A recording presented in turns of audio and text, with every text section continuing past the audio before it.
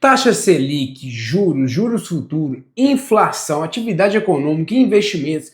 Qual que é a relação entre essas variáveis? O que isso tem a ver com o seu dinheiro? É sobre isso que nós vamos falar aqui em mais um vídeo do canal Educa Meu Bolso. Se você gosta de conteúdos como este, finanças pessoais e investimentos, conceitos gerais, como tomar melhores decisões financeiras com a sua renda, te convido a clicar aqui e acompanhar o canal. E claro, se você já acredita que esse vídeo vai ser bom, deixa o like. Só não esquece de deixar no final caso você ainda não esteja confortável em deixar na confiança. Antes de você pensar em que investir, se você vai comprar ações, renda fixa, ou seja, títulos públicos, emissões bancárias, CDB, talvez faça sentido para você, eu acredito que faça, você estudar um pouco mais sobre esses conceitos básicos.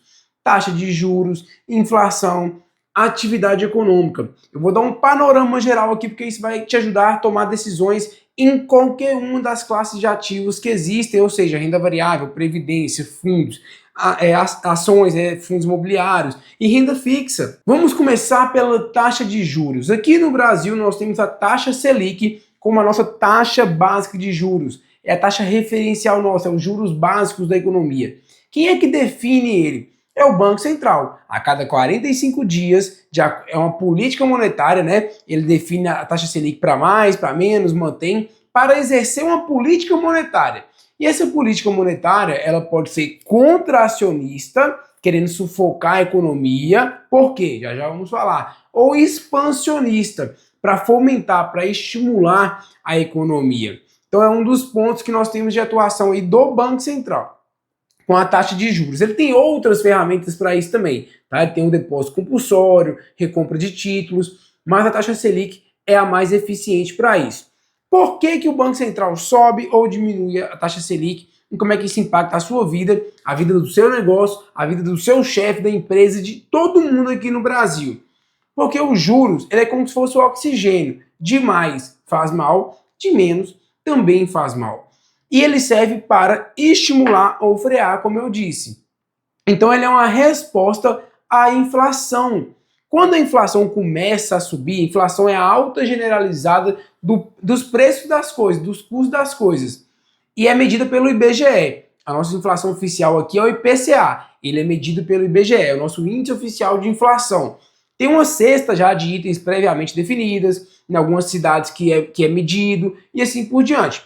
Quando tudo começa a ficar mais caro, e tem N motivos para ter inflação, tá? O mais comum é a oferta e demanda.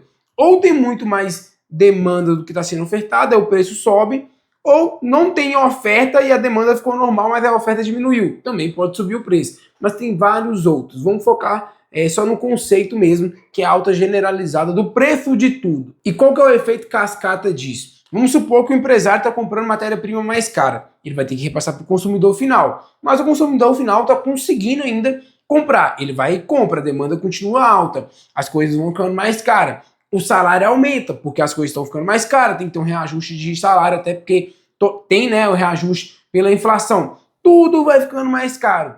De forma que isso vai ficando preocupante. Porque a inflação tem algo que se chama inflação inercial. A própria inflação gera inflação. Quando você acha que as coisas vão ficar mais caras, o que você faz? É outro motivo da inflação. Você vai e compra mais. Você antecipa compra. O empresário antecipa estoque. Então a demanda para se proteger da inflação gera inflação. Aí o Banco Central fala assim, peraí, tá tudo ficando muito caro. O apartamento vai ficar caro. O pão tá ficando caro. O trigo, o óleo, o arroz está ficando caro, nós temos que segurar isso daí. As pessoas têm que comprar menos, têm que consumir menos televisão, têm que financiar menos. Como que nós desestimulamos as pessoas a comprarem? Subindo o custo do dinheiro. Quando sobe a taxa Selic, é isso que o Banco Central está fazendo. Ele está subindo o custo do dinheiro. Por quê? Se a taxa Selic é a taxa básica de juros da economia, ninguém vai conseguir, teoricamente, dinheiro emprestado mais barato do que o custo da Selic. Porque investir na Selic é o quê? Investir no Tesouro Selic. É emprestar dinheiro para o governo, que é o menor risco que nós temos. Risco de crédito. É o menor risco de crédito que nós temos.